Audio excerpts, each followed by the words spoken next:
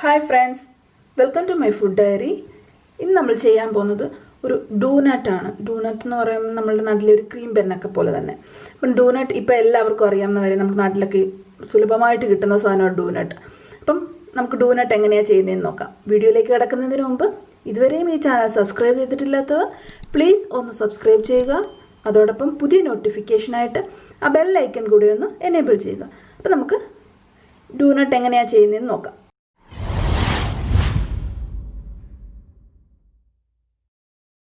Doughnuts ഉണ്ടാക്കാൻ എന്തൊക്കെയാണ് ആവശ്യമായിട്ടുള്ള സാധനങ്ങൾ നോക്കാം. ഞാനിവിടെ ഒരു 250 ഗ്രാം ഓൾ പർപ്പസ് ഫ്ലോർ എടുത്ത് വെച്ചിട്ടുണ്ട്. ഒരു 250 ഗ്രാം എന്ന് പറയുമ്പം 2 കപ്പും ഒരു 3 ടേബിൾ സ്പൂൺ ആണ് കറക്റ്റായിട്ടുള്ള അളവ് വരുന്നത്. ഇനി ഇതിലേക്ക് ഒരു 40 ഗ്രാം പഞ്ചസാര കൂടെ ചേർത്ത് കൊടുക്കാം. 40 ഗ്രാം പഞ്ചസാര എന്ന് പറയുമ്പോൾ 3 ടേബിൾ സ്പൂൺ പഞ്ചസാര. ഇനി നമുക്ക് ഇതിലേക്ക് ഒരു 2 പിഞ്ച് ഉപ്പ് കൂടെ ചേർത്ത് കൊടുക്കാം.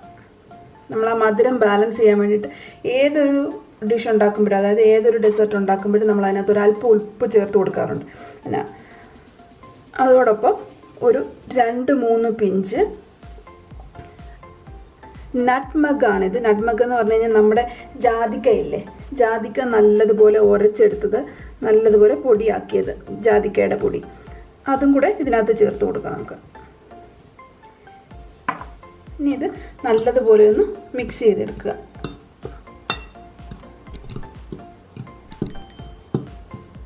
ആ ജാതിക്കയുടെ ആ ഒരു സ്മെല്ല് കിട്ടാൻ വേണ്ടിയിട്ട്, അതൊരു പ്രത്യേക ഒരു ഫ്ലേവർ അല്ലേ അതിൻ്റെ. ഇതിനകത്ത് നമ്മൾ പ്രത്യേകിച്ച് ഫ്ലേവറുകളോ കളറുകളോ ഒന്നും ചേർക്കുന്നതല്ല. ഇവിടെ ഇങ്ങനെയുള്ള ഡെസേർട്ടുകളൊക്കെ ഉണ്ടാക്കുമ്പോൾ കൂടുതലും യൂസ് ചെയ്യുന്ന ഒരു സാധനമാണ് നമ്മുടെ നട്ട്മഗ്. നട്ട്മഗ് എന്ന് പറഞ്ഞാൽ നമ്മുടെ ജാതിക്ക, ഞാൻ ഓൾറെഡി പറഞ്ഞു കഴിഞ്ഞു. അപ്പോൾ ഇനി ഇത് നല്ലതുപോലെ മിക്സ് ചെയ്തിട്ടുണ്ട്. ഇനി ഇത് നമുക്ക് ഒരു സൈഡിലോട്ട് മാറ്റി വയ്ക്കാം. ഇനി നമുക്ക് അടുത്തതായിട്ട് വേണ്ടുന്നത് ഒരു 120 ഗ്രാം പാല്, അതായത് ഒരു 1/2 കപ്പ്. നമ്മൾ കപ്പിന് അളക്കുമ്പോൾ ഒരു 1/2 കപ്പ് പാല്. ഇതിലേക്ക് 40 ഗ്രാം മെൽറ്റ് ചെയ്ത ബട്ടർ, അതോടൊപ്പം ഒരു മുട്ട,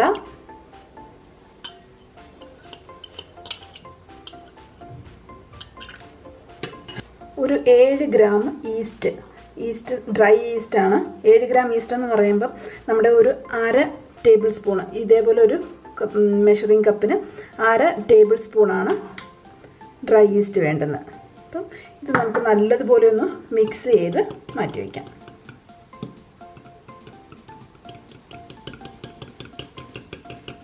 ഇനി നമ്മൾ ആദ്യമേ മിക്സ് ചെയ്ത് വെച്ചിരുന്ന പഞ്ചസാരയും മാവും അതോടൊപ്പം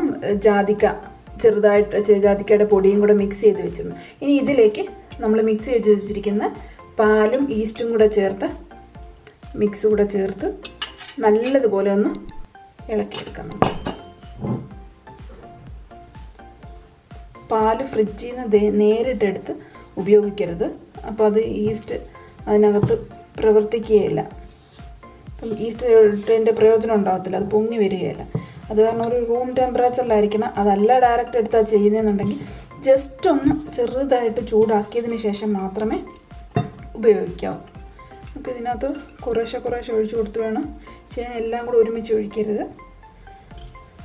ചിലപ്പം ചില മാവിനൊക്കെ ഒരു അല്പം വ്യത്യാസം കാണും ഈ വെള്ളം അബ്സോർബ് ചെയ്യുന്നതിൻ്റെ. അപ്പോൾ ഒരു 1-2 സ്പൂണും കൂടെ അധികത്തിൽ വേണ്ടി വരും പാല്. അപ്പം പാല് മാത്രമായിട്ട് നമ്മൾ ചേർത്ത് കൊടുത്താൽ മതിയാവും.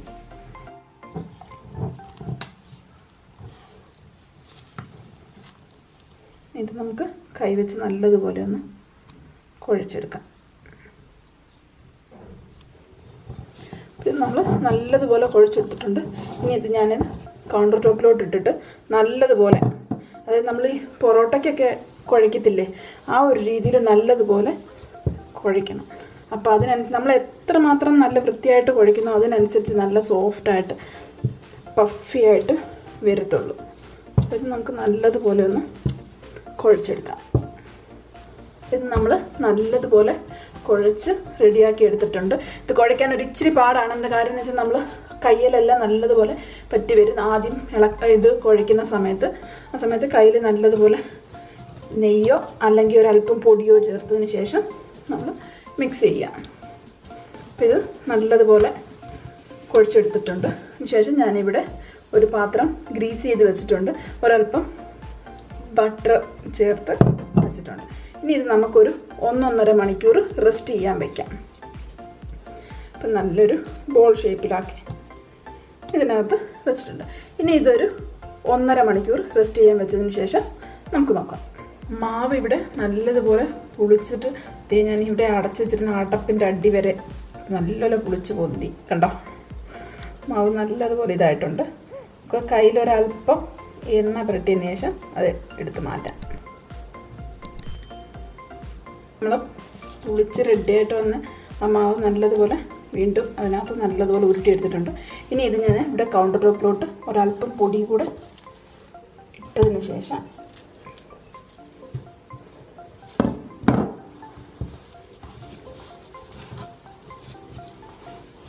ഒന്നുകൂടെ ഒന്ന് കുഴച്ച് റെഡിയാക്കിയെടുക്കാം. അതിനുശേഷം നമുക്കിതൊന്ന് പരത്തണം.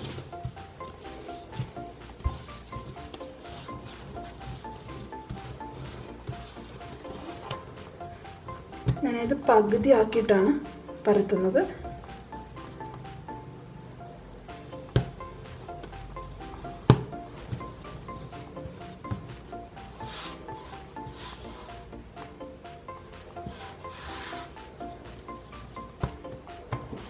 നമുക്ക് ഒന്ന് പരത്തി റെഡിയാക്കി എടുക്കാം. ഇതിൻ്റെ കനം നല്ലപോലെ കുറയണം കേട്ടോ. അതായത് നമ്മൾ ഈ വെച്ചേക്കുന്നതിൻ്റെ ഒരു പകുതി കനത്തിൽ, ഈ ഉരുട്ടി വെച്ചേക്കുന്നതിൻ്റെ ഒരു പകുതി കനത്തിൽ നമ്മളിത് പരത്തിയെടുക്കണം. അതിനുശേഷം നമ്മളിത് ഷേപ്പ് ചെയ്തെടുക്കുന്നത്.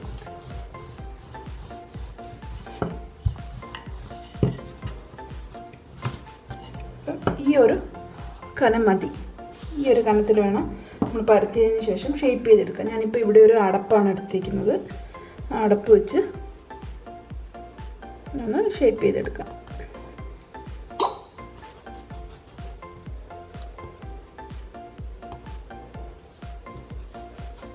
നമ്മൾ ഇതുപോലെ ഷേപ്പ് ചെയ്തിട്ട് നമുക്ക് ഇങ്ങനെ തന്നെ വെച്ച് വേണമെങ്കിലും ചെയ്യാം. ഇങ്ങനെ ചെയ്ത് കഴിഞ്ഞാൽ നമ്മുടെ നാട്ടിൽ ക്രിംപൻ ഇല്ലേ, ആ ഒരു രീതിയിൽ വരും. അപ്പോൾ ഇതിന് ഡോണറ്റിൻ്റെ ഷേപ്പ് കൊടുക്കാൻ വേണ്ടി ഞാനതിൽ ചെറിയൊരു അടപ്പെടുത്തിട്ട് അതിൻ്റെ നടുക്ക് കൂടെ ഇതുപോലെ ഒരു ഹോൾ ഇട്ടിട്ട് ആ മാവിങ്ങെടുത്ത് മാറ്റും. മനസ്സിലായോ? ഇങ്ങനെ എല്ലാത്തിൻ്റെ നടുക്ക് കൂടെ. ശരിക്കും ഇപ്പം മാർക്കറ്റിലൊക്കെ ആണെങ്കിൽ നമുക്ക് ഡോണറ്റിൻ്റെ ഇങ്ങനെ തന്നെ കറക്റ്റായിട്ട് ഒരു അച്ച് വെച്ചിട്ട് ഇതേ ഷേപ്പിൽ തന്നെ നമുക്ക് മുറിച്ചെടുക്കാൻ പറ്റും. നമുക്ക് അതിൻ്റെ ഒന്നും ആവശ്യമില്ല. നമുക്ക് ഇതേപോലെ 2 അടപ്പ് കയ്യിലുണ്ടെങ്കിൽ നമുക്ക് ഈസി ആയിട്ട് വീട്ടിൽ തന്നെ ചെയ്യാൻ പറ്റുന്ന കാര്യമേ ഉള്ളൂ.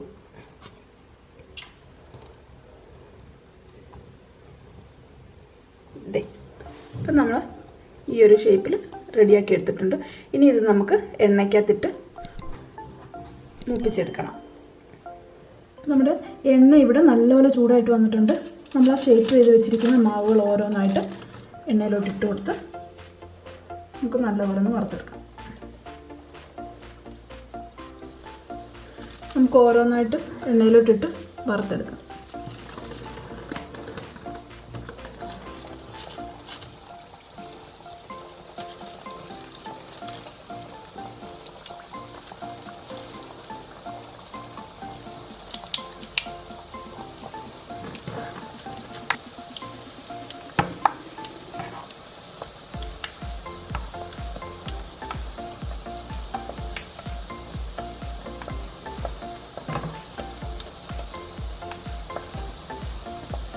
നല്ലതുപോലെ തിരിച്ചും മറിച്ചിട്ട് നല്ലതുപോലെ മൂത്തെടുക്കണം.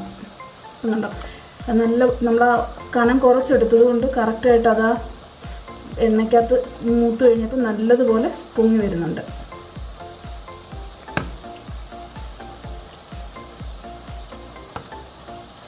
മുങ്ങിക്കിടക്കുന്നത് പോലെ എണ്ണ ഒഴിച്ച് വേണം, നിറച്ച് എണ്ണ ഒഴിച്ച് ഇതേപോലെ ഒരു കുഴിഞ്ഞ പാത്രത്തിൽ വെച്ച് വേണം നമ്മൾ ഇത് വറുത്തെടുക്കാൻ വേണ്ടിയിട്ട്.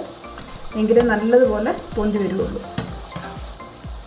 അപ്പം നല്ലതുപോലെ മൂത്ത് വന്നിട്ടുണ്ട്. ഈ ഒരു പരുവാകുമ്പോഴത്തേക്ക് നമ്മൾ കോരിയെടുക്കാം.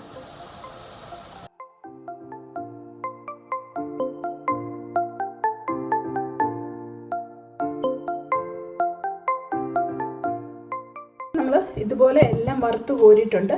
ഇനി ഇത് നമുക്ക് 2-3 രീതിയിൽ കോട്ട് ചെയ്യാം.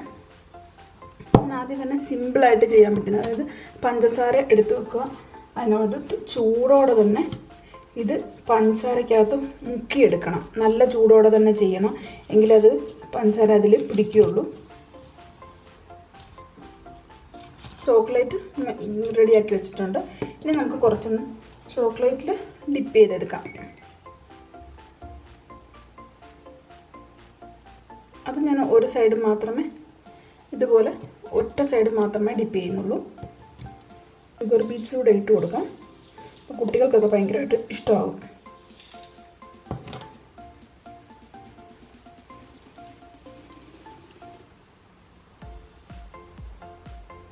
അപ്പം നമ്മളുടെ ഡോനറ്റ്സ് ഇവിടെ റെഡി ആയിട്ടുണ്ട്.